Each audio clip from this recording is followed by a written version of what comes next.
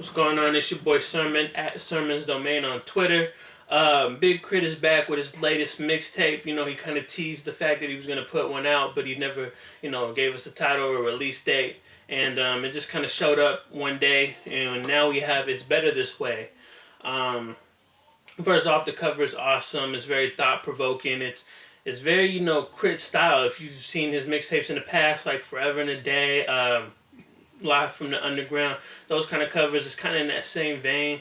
It kind of, it's thought-provoking is basically all I can say about the cover. With that said, I got to get into the title track. The title track is the last track, actually, but it's one of the ones that stood out to me because it's very melodic. Like the melody is very hypnotizing. Like I want to sing along to it. It's one of the records that I just remember after that first listen. And it's also K.R.I.T produced. Most of the project is K.R.I.T produced. He does outsource a few producers here and there.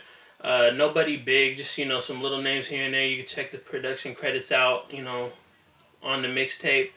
But I gotta say that overall it's a really strong mixtape from him. I think K.R.I.T has a near flawless catalog when it comes to his mixtapes and just his music in general. I didn't really feel Live from the Underground. It wasn't a bad album, but it wasn't the one I was expecting. And then Cadillactica, I like that one. I haven't played it in a while, so I'm definitely gonna have to bring that back up. But I remember when I did play it last November a lot. It was good. It was solid. It was exactly what I wanted out of a big K.R.I.T album. But going back to the mixtape, King Part 4 was one of the standouts to me. He sounded fierce on the record. K.R.I.T gets in one of those modes where, he shows off that lyricism. Like, he's not just a good artist, but he can really spit when he needs to. And I think that's something that,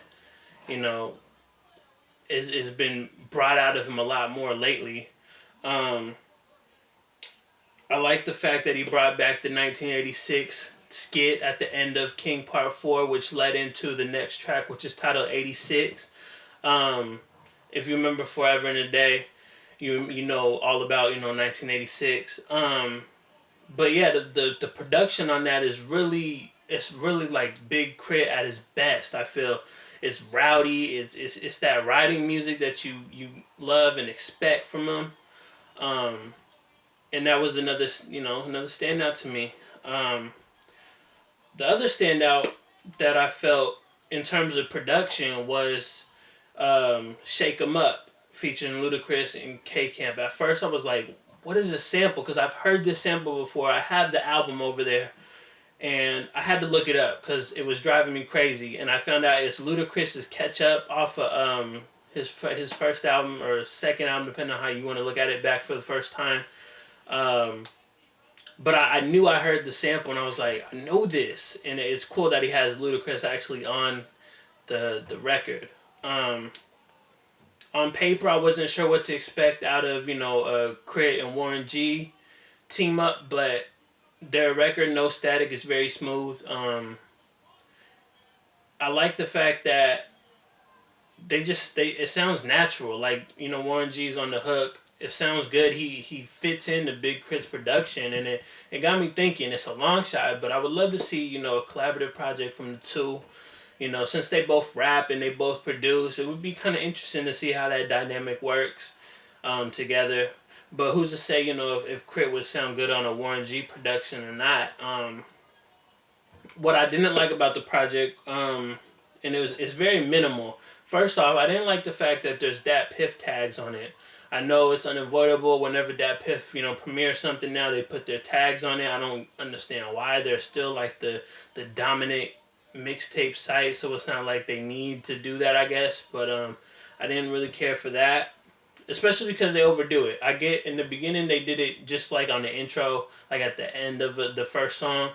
But now it's like you'll be track 8, 9, and you'll just hear, you're now logged on to DatPiff.com. And that's no knock at DatPiff. It's just a little bit of overkill. I think the beat on Peace on Chain is great, but I wasn't too into the concept.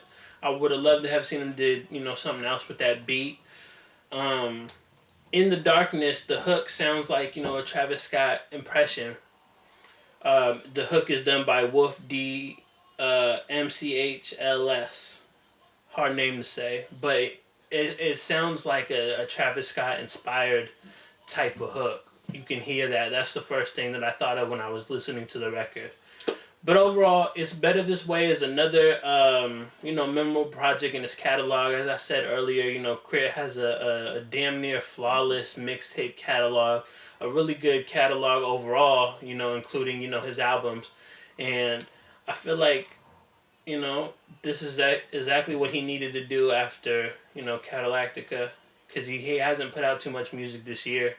And you know how the internet age is. But regardless, let me know what you think of It's Better This Way in the comment section below. If you haven't heard the project, you can download it now.